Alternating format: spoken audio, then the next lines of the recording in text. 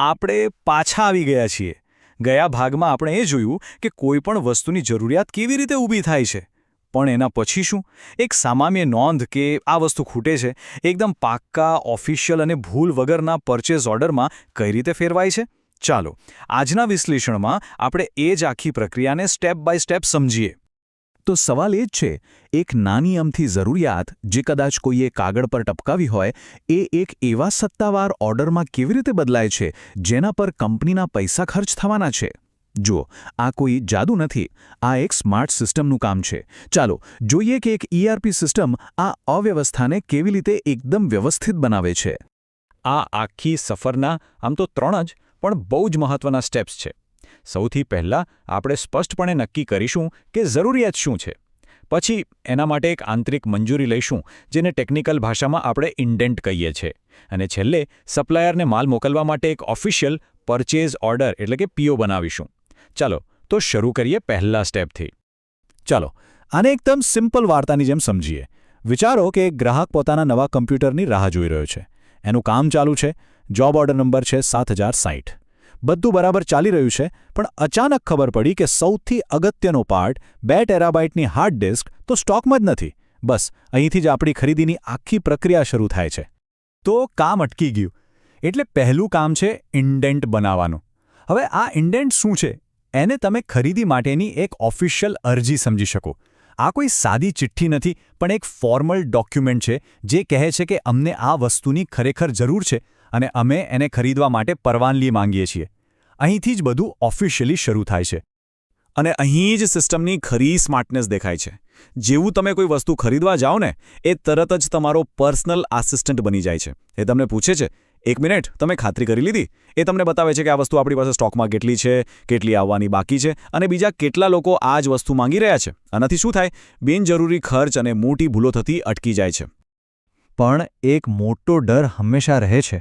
શું થશે જો કોઈ ભૂલથી ખોટા સપ્લાયરને ઓર્ડર આપી દે?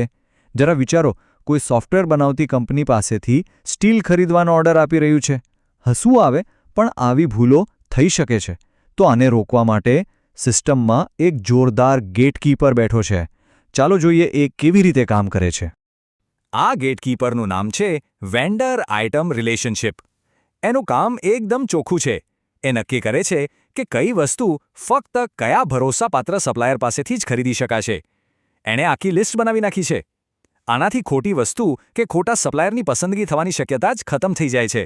અને સૌથી સારી વાત, જો કોઈ સપ્લાયરની ક્વોલિટી કે ભાવ બરાબર ન લાગે તો બસ એક ક્લિકથી ભવિષ્યમાં તેની પાસેથી ખરીદી બંધ. કંટ્રોલ પૂરેપૂરો આપણા હાથમાં. હવે ખરીદીમાં એક બીજી મજેદાર સમસ્યા આવે છે. એ છે માપતોલની ગડબડ. ઘણીવાર એવું થાય કે આપણે વસ્તુ વાપરીએ અલગ એકમમાં અને ખરીદીએ અલગ એકમમાં. જેમ કે કોઈ વસ્તુ ટુકડામાં જોઈએ પણ એ મળે કિલોના ભાવે. તો આ ગૂંચવણને સિસ્ટમ કેવી રીતે સુલઝાવે છે? અહીંયા છે ને, સિસ્ટમ એકદમ હોશિયાર ટ્રાન્સલેટર જેવું કામ કરે છે. એ 2 અલગ અલગ ભાષાઓ સમજે છે. એક આપણા પ્રોડક્શન વિભાગની ભાષા જેમ કે નંગ કે મીટર, અને બીજી સપ્લાયરની ભાષા જેમ કે સોનો બોક્સ કે કિલોગ્રામ. સિસ્ટમ ઓટોમેટિકલી આ બંને વચ્ચેનું કન્વર્ઝન કરી લે છે. એટલે પ્રોડક્શન અને પરચેઝ ડિપાર્ટમેન્ટ વચ્ચે ક્યારેય કોઈ ગેરસમજ થતી જ નથી. અને હવે આવે છે સૌથી મજેદાર ભાગ.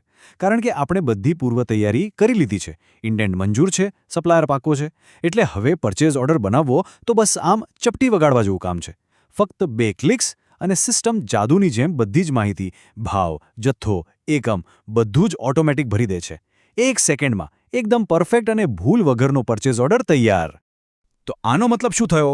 એ કે જે પરચેઝ ઓર્ડર બન્યો ને એ ખાલી કાગળનો ટુકડો નથી. ના, એ એક વચન છે, એક કમિટમેન્ટ છે, જેની પાછળ પૂરેપૂરો ડેટા, નિયમો અને મંજૂરીઓની તાકાત છે. આપણે એક સાધારણ જરૂરિયાતથી શરૂઆત કરી અને એને એક એવા પાક્કા સોદામાં ફેરવી દીધી જેના પર આખી કંપની ભરોસો કરી શકે. ઓર્ડર તો જતો રહ્યો, સપ્લાયરે માલ પણ મોકલી દીધો છે. પણ આપણી વાર્તા અહીં પૂરી નથી થતી. અરે, અસલી પરીક્ષા તો હવે શરૂ થશે.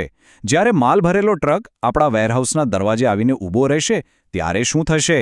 જે મંગાવ્યું હતું એ જ આવ્યું છે? એની ક્વોલિટી બરાબર છે? આ બધા સવાલોના જવાબ મળશે, પણ આપણા આગલા અને છેલ્લા ભાગમાં. જોવાનું ચૂકશો નહીં.